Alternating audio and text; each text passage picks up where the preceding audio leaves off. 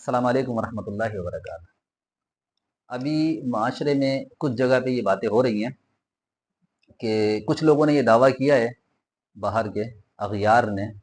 کہ ہم نبی علیہ السلام کا ہم خطبہ ریکارڈ کریں گے، خطبہ حجت الوداع جو 1400 سال پہلے دیا تھا۔ تو مسلمانوں میں یہ بات بڑی اس میں مطلب تیزی سے یہ بات پھیل بھی رہی ہے، اور کچھ لوگ تذبذب کا شکار ہیں، کچھ لوگ ڈائریکٹ انکار کر رہے ہیں۔ تو اس کے بارے میں صحیح موقف کیا ہے؟ دیکھیں، سب سے پہلے جو چیز سمجھنے کی اس کو سمجھیں۔ لفظ، جو الفاظ ہیں، لفظ ایک مادہ ہے، اور مادہ کبھی بھی ختم نہیں ہوتا۔ اور قرآن پاک سے ہمیں احادیث سے یہ ذکر ملتا ہے کہ قرآن طیب کلمات جو ہیں وہ اوپر کی طرف اٹھتے ہیں، صعود کرتے ہیں، اوپر کی طرف بلند ہوتے ہیں۔ تو کلمات کی ایک حیثیت ہے، ان کا باقاعدہ وزن بھی کیا جائے گا کل قیامت کے دن۔ اور کلمہ اور لفظ جو ہے وہ مادہ ہے، مادہ کبھی بھی ختم نہیں ہوتا، اس کی حالت بدل جاتی ہے لیکن مادہ کبھی ختم نہیں ہوتا۔ اب وہ لفظ جب ختم نہیں ہوتا تو اس کا مطلب ہے کہ وہ پہلے بھی موجود ہوگا، یعنی کہ جو جب سے دنیا بنی ہے، یا 1400 سال پہلے یا اس سے پہلے جو لوگ باتیں کرتے رہے ہیں اپنے منہ سے، جو ان کے الفاظ نکلے ہیں، تو وہ ختم نہیں ہوئے ہوں گے، یا وہ ختم ہوئے ہیں۔ اگر وہ ختم ہوئے ہیں تو پھر وہ مادہ نہیں ہے۔ لیکن قرآن پاک سے احادیث سے ہمیں اس کا ذکر ملتا ہے کہ الفاظوں کا بھی وزن ہوگا، اور الفاظ صعود کرتے ہیں، اوپر کی طرف اٹھتے بھی ہیں، یعنی کہ الفاظ ایک حیثیت رکھتا ہے، وہ ختم نہیں ہوتا۔ تو اب کیا اس کو ریکارڈ کر سکتے ہیں یا نہیں کر سکتے؟ دیکھیں، سب سے پہلی چیز، مثال کے طور پہ ایک ڈیوائس، موبائل ہے یا یو ایس بی ڈیوائس ہے، پینسل ڈیوائس، یا پھر کمپیوٹر ہے یا لیپ ٹاپ ہے، ہم کیا کرتے ہیں، آج ان لفظوں کو ایک موبائل نے ریکارڈ کر لیا، اور اس ریکارڈنگ کو ہم اگر 10 سال بعد بھی سنیں تو وہی لفظ سیم بسیم اسی طریقے سے ملیں گے، اسی آواز کے ساتھ ملیں گے۔ یعنی کہ لفظ کو محفوظ کر لیا ایک ڈیوائس نے۔ تو لفظ ایک حقیقت ہے، ایک مادہ ہے جو ختم نہیں ہوا۔ اچھا، اب لفظ کی ایک حقیقت ہے، لفظ ختم بھی نہیں ہوتا، یہ بھی ہمیں پتہ چل گیا، اور لفظ کو اگر محفوظ کیا جائے کسی ڈیوائس میں تو وہ لفظ بھی محفوظ ہو جاتا ہے، اور اس کو اگر ہم پھر بعد میں کئی سالوں کے بعد سننا چاہیں تو ان لفظوں کو انہی الفاظوں کے ساتھ سن سکتے ہیں۔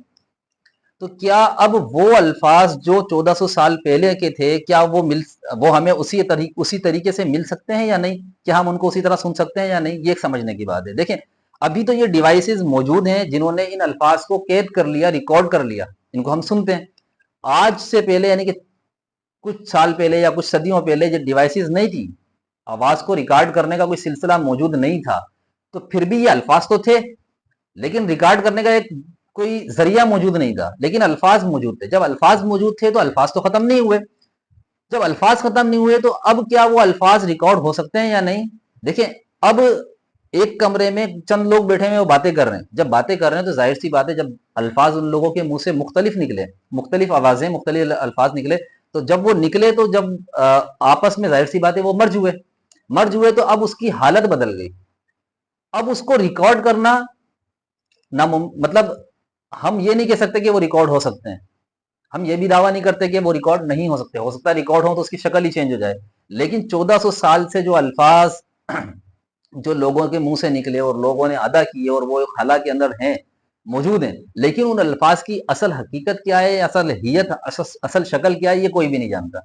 ہو سکتا ہے وہ الفاظ ریکارڈ ہوں، لیکن وہ الفاظ اپنی اصلی حالت میں ہوں گے یا نہیں ہوں گے۔ اگر وہ ریکارڈ کر لیتے ہیں، سب سے پہلی چیز اس کو اس حالت پہ چھوڑ دینا چاہیے کہ اگر وہ ریکارڈ کرتے ہیں اور ریکارڈ کرنے کے بعد سیم بسیم وہی الفاظ، کیونکہ آج ہمارے پاس خطبہ حجت الوداع ہمارے پاس بالکل محفوظ ہے انہی الفاظوں کے ساتھ جو نبی علیہ السلام نے ادا کیے تھے،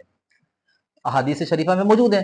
جب وہ ریکارڈ کرتے ہیں اور ریکارڈ کرنے کے بعد اگر ان کے پاس سیم وہی الفاظ جو احادیث میں موجود ہیں اور وہی الفاظ جو وہ ریکارڈ کرتے ہیں سیم ہوتے ہیں، تو ٹھیک ہے، ہو سکتا ہے وہ ہو، ٹھیک ہے، پھر بھی اس میں اشکال ہے۔ اس کیوں ہے کہ ہو سکتا ہے شاید کسی نے ریکارڈ کر کے جو ہے نا اپنی آواز میں ریکارڈ کیا، ہمیں تو نہیں معلوم نبی علیہ السلام کی آواز کیسی تھی، کیا تھی،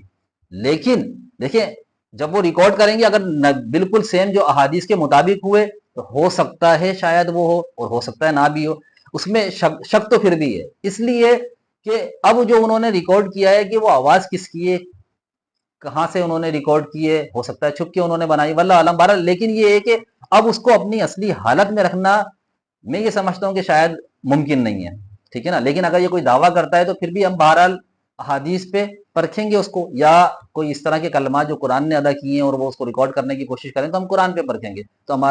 ہمیں شریعت نے جو دین اور اصول دیا ہے بڑا صاف ستھرا دین ہے، یعنی کہ آج اگر وہ ریکارڈ کرتے ہیں تو اس ریکارڈ کرنے سے ہمارے دین پہ یہ فرق نہیں پڑے گا کہ دین نامکمل، نعوذ باللہ، دین ہمارا مکمل ہو چکا ہے، اس میں ساری چیزیں محفوظ ہیں، اور 1400 سال پہلے جو نبی علیہ السلام نے کہی تھی وہ ساری باتیں آج ہمارے پاس لکھی ہوئی ریٹن فارم میں موجود ہیں۔ تو اب اگر وہ ریکارڈ بھی کر لے تو پھر بھی وہ شخص سے خالی نہیں ہے، لیکن میں یہ سمجھتا ہوں کہ ہم ڈائریکٹ کسی چیز کا انکار کرنے سے پہلے سامنے والے کو یہ بات سمجھائیں تو زیادہ بہتر ہے کہ لفظوں کا ایک وزن ہوگا اور لفظ کی ایک حقیقت ہے، لفظ مادہ ہے، ختم نہیں ہوتا، لیکن اس کو اس انداز میں اگر آپ ریکارڈ کر مطلب کوئی شخص یہ دعویٰ کرتا ہے تو ظاہر سی بات ہے وہ تو ایک عام شخص تو اس چیز کو نہیں سمجھتا، عام شخص تو شاید یہ سمجھتا ہے کہ لفظ کی کوئی حقیقت نہیں ہے، لفظ کی حقیقت ہے، لفظ کی اصل ہے، لفظ ایک مادہ ہے جو ختم بھی نہیں ہوتا، لیکن اب وہ اس طریقے سے مرج ہو چکے ہوں گے آپس میں کہ اس کی اصل حقیقت تک پہنچنا ایک ناممکنات میں سے، تو بہرحال اس کو اللہ پہ چھوڑ دیا جائے، میں سمجھتا ہوں زیادہ بہتر ہے۔ لیکن جس کو خطبۃ حجت الوداع کا مطلب اتنا ہی شوق ہے کہ ہاں بھائی اس کو ریکارڈ، تو آپ علماء کرام کی آواز میں ریکارڈ ہیں، موجود ہیں، کتابوں میں لکھے ہوئے موجود ہیں، آپ اس کو پڑھیں اور اس کے مطابق اپنی زندگی کو گزاریں، یہ زیادہ بہتر ہے اس بات سے کہ وہ ریکارڈ کریں اور اس چیز میں پڑ جائیں ہم، کیونکہ اس میں جھوٹ، یقیناً جھوٹ بھی ہو سکتا ہے، تو بس اللہ تعالیٰ ہمیں صحیح بات تک پہنچنے کی توفیق عطا فرمائے۔